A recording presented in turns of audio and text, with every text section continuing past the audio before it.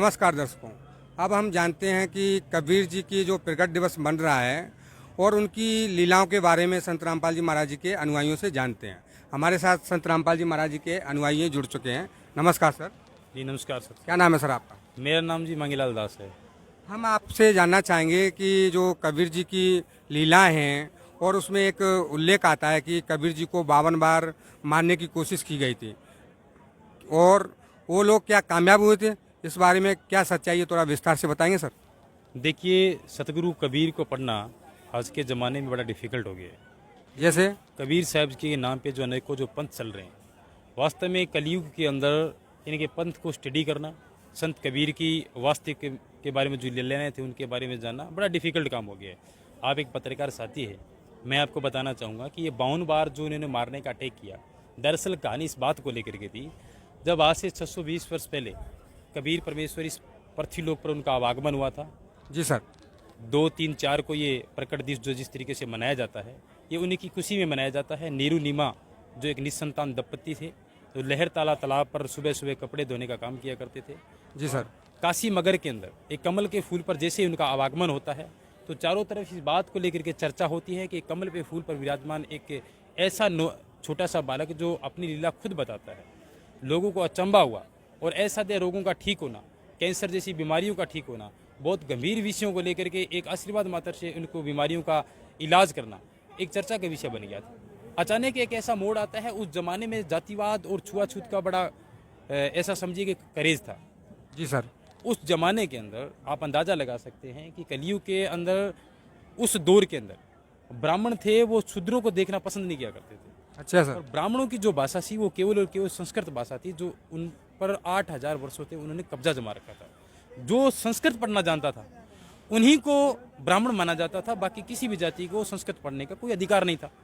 और कबीर साहब जी जब इस लोक के अंदर आए, लहर तारा तालाब पर के फूल पर विराजमान हुए, तो नीरू और नीमा जो थे वो दानक समाजते थे। जी सर। जिसको हम लोग नहीं मानते, बल्कि उस जमाने के जो लोग थे, पूर्वज थे, पुरख थे, वो मानते थे भी सबसे नीच जाति जो छोटी जाति होती है वो दानक ही होता है। और कबीर साहब जी ने उस जाति में पैदा होने का तात्पर्य ये रहा उनका कि मैं ये सब लोगों को बताना चाहता हूँ कि कबीर के घर कोई जातिवाद नहीं है, कोई धर्मवाद नहीं है, कोई साम्राज्यवाद नहीं है, कोई विस्तारवाद नहीं है। उनके घर में सब लोग एक समान हैं, उनके घर में कोई जातीय बंधन नहीं है। ये सब मैसेज देने के लिए उन्होंने लीला में शरीर युक्त 120 वर्ष तक उन्होंने लीला की और 6 श्री रहे, 6 श्री सतलोक चले गए। अब बात आती है 52 बार वार करने। जी सर। ये किस्सा कहाँ से शुरू होता है? पंडित रामानंद जी महाराज थे, जो 104 वर्ष की उम्र थी। कबीर साहब जी को स्वीकार करना उनके लिए एक बहुत बड़ा चैलेंज था।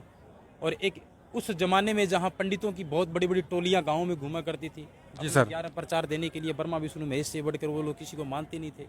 बुद्धिमान लोग उनको स्वीकार कर चुके थे, उनको भगवान का दर्जा दे चुके थे।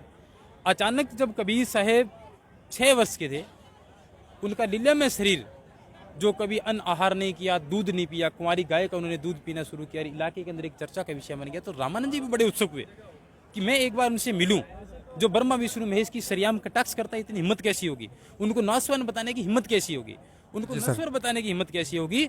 जब रामानंद जी के मन में एक ख्याल आया कि मैं उनके दर्शन करना दुर्लभ समझता हूँ, तब उन्होंने विवेकानंद को ये इंचार्ज बना दिया कि आप जहाँ पर भी जाएं और अगर कबीर नाम का कोई भी लड़का आपके समक्ष जाकर के कोई ज्ञान चर्चा करे तो उनको मुंह तोड़ जवाब देना है। अगर आपके हाथ खड़े जाए तब मेरे को आप बताओगे। जी सर। अचानक पंडित रामानंद जी की जो टोली थी, स्वामी विवेकानंद के साथ में भगवान कबीर का टकराव हो गया। टकराव होने के बाद में एक ऐसी सिचुएशन आई जहां आमने सामने की नौबत आ गई।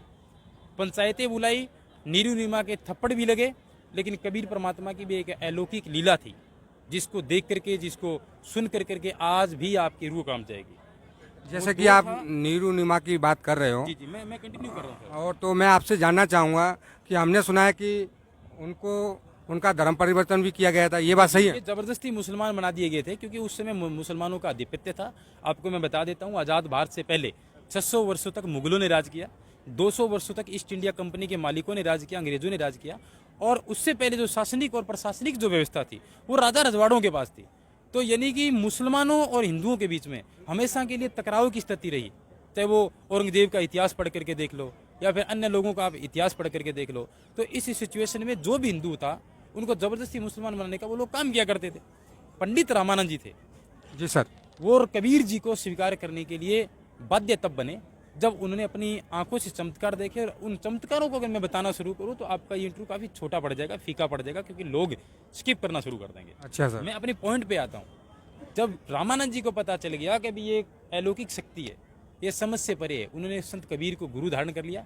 और गुरु धारण करने के बाद उन्होंने सब कुछ लोगों को ये कह दिया कि अगर आपको मोक्ष प्राप्ति चाहिए तो संत कबीर के पास जाइए। जी सर। कबीर जी ने एक गुरु और मर्यादा के भांति इस बात को जनता तक मैसेज देने के लिए कि आप मेरे फॉर्मेलिटी के तौर पर मैं आपको गुरु बनाऊंगा, लेकिन अंतरात्मा मेरी यह रहेगी कि आप मेरे प्रमुख शिष्य हैं। जी सर। उन्होंने अलौकिक दोहे में ये भी कहा है कि रामानंद जैसे लख गुरु तारे शिष्य के भाई, चेलों की गिनती नहीं पद में रहे समाये। इनका अगर भावार्थ समझेंगे तो आप पता चलेगा कि पता नहीं कितने युगों के अंदर पंडित रामानंद जैसे लोगों को कबीर परमेश्वर ने शिष्य बना करके तैयार किया था। और ये भी सत्य है कि कबीर परमेश्वर ने ये भी कहा है कि मैं हर युग में आता हूँ। सतयुग में सकृत का चेहरा, त्रेता नाम मुनिंदर मेरा, द्वापर करुणा में कलाई, कलयुग नाम कबीर दराई। तो कबीर नाम से खुद कलयुग के अंदर कबीर परमात्मा आए थे। और 52 बार बार करने का मतलब ये था कि उस समय दिल्ली का बादशाह सिकंदर लोदी था। और सिकंदर लोदी अगर दिल्ली का अगर कोई बादशाह हो तो पावरफुल इंसान होता है। और शेख था कि मुसलमानों का पीर था। और एक ऐसा साम्राज्य को देकर के राजा हमेशा प्रजा की सुनता है, व्यक्ति विशेष की नहीं सुनता। वो दिल्ली का जो बादशाह था सिकंदर लोदी था। और इन्होंने औपचारिकता रूप से अपने को गुरु बना रखा था, जो मुसलमान धर्म का जो प्रवक्ता था शेख तकी को। जी सर।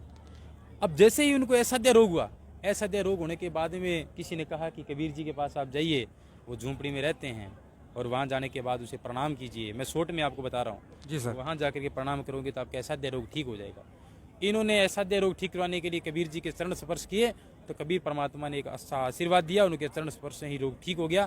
तत्पश्चात अपने आपको शिष्य स्वीकार कर लिया सिकंदर लोदी ने कबीर साहब जी को। जी और सर। ये बात सिकंदर लोदी को पता चल गई। और सिकंदर लोदी को पता चलने के बाद भी मैंने गुरु बना लिया। गुरु बनाने के बाद में शेख तकी को पता चल गई। उसके बाद में उन्होंने डायरेक्ट और इनडायरेक्ट, प्रत्यक्ष और अप्रत्यक्ष रूप से कबीर साहब जी की कुटिया पर हमला कराना शुरू कर दिया। 52 बार। जैसे कि उनको गंदे नाले में फेंक दिया, कुएं में डाल दिया, जेरे कुएं में डाल दिया, नदी में डाल दिया, भी ये मर जाएगा, सड़ जाएगा। उनके नाम से झूठी चिट्ठियां डाल दी कि कबीर साहब ने भंडारा कर रहे हैं, लोगों को एक एक असरफी देगा, सब लोगों को भोजन करवाएगा। इतनी बदनामियां करने की कोशिश की। उन्होंने नीचता की हद जो है ना वो पार कर दी। लेकिन कबीर साहब जी ने किसी को कोई बद्दुआ नहीं दी। इन्होंने कहा कि वक्त का इंतजार कीजिए, बिचली पीढ़ी का इंतजार कीजिए। आज वो समय, टेक्निकल युग है। आज़ाद भारत के अंदर हर एक व्यक्ति के पास आज स्मार्टफोन है। लोकतंत्र के अंदर आवाज़ रखने का अधिकार दिया है। संविधान को इतना कठोर, इतना मजबूत बना दिया कि आज भक्ति करना न देना चाहे तो भी हम लोग भक्ति कर सकते हैं। ये सब परमात्मा की ही लीला है। और आज के युग के अंदर ये कबीर प्रकट दिवस मनाना अपने आप में एक बहुत बड़ी बात होगी। और एक दिन ऐसा भी आएगा जहाँ कबीर के अलावा इस संसार में किसी की पूजा भी नहीं। धन्यवाद जी, शुक्रिया। सतलोक टीवी 24 के माध्यम से मेरा इंटरव्यू अगर आप सुन रहे हैं तो जीने की राह पुस्तक जरूर पढ़ें। मैं भी बतौर जर्नलिस्ट के नाते आपको बता देना चाहता हूं कि जितने दर्शक मेरी आवाज़ सुन रहे हैं, एक बार कबीर को पढ़ना बड़ी जरूरी है। कबीर को पढ़ना इसलिए जरूरी है कि घोर कलयुग के अंदर आज व्यक्तिवाद की राजनीति, समाजवाद की राजनीति, साम्राज्यवाद की राजनीति जिस तरीके से चल रही है हिंदुस्तान के अंदर, उनको पूर्णतः छुटकारा पाने के लिए जीने की राह पुस्तक पढ़ना अति आवश्यकता है। और अपने आप को एक ऐसे माहौल में ले जाना भी जहाँ कोई जातिवाद नहीं है, कोई धर्मवाद नहीं है। और उसके बाद अपनी बेटी की अगर शादी करी तो कोई दहेज नहीं है। मैंने मेरी खुद की शादी की, मैंने रेमेणी की बिना दहेज की। ये कितनी बड़ी बात है। आज संत रामपाल जी महाराज का जो पवित्र जो आश्रम है, उनमें जो परिवार तैयार किए जा रहे हैं, छोटे छोटे बच्चे आप देख सकते हैं, छोटे छोटे बच्चों को ये सब सिखाया जा रहा है कि सत्साय बोल करके ही सारा काम करें। एक सत्साय बोलने से इस गेट से लेकर के 200 मीटर की दूरी पर कंट्रोल हो जाता है। तो आप एक अंदाजा लगा सकते हैं कि कबीर का ज्ञान क्या था। इसलिए कहना चाहूँगा कि कबीर 3 शब्दों में पुरोहित नहीं है। कबीर को पढ़ करके देखिए आप। कबीर को पढ़ने से पता चलेगा कि वो भगवान थे, अल्लाह थे, वाहिगुरु थे, या फिर वास्तव में एक संत थे। इसी आशा उम्मीद के साथ ज़्यादा से ज़्यादा जो दर्शक सुन रहे हैं उनको वीडियो को भी शेयर करेंगे, लाइक करेंगे। धन्यवाद। सतलोक टीवी गुजरात फेसबुक पेज को लाइक और फॉलो करना न भूलें। अधिक जानकारी के लिए आज ही डाउनलोड कीजिए संत रामपाल जी महाराज एंड्रॉइड ऐप।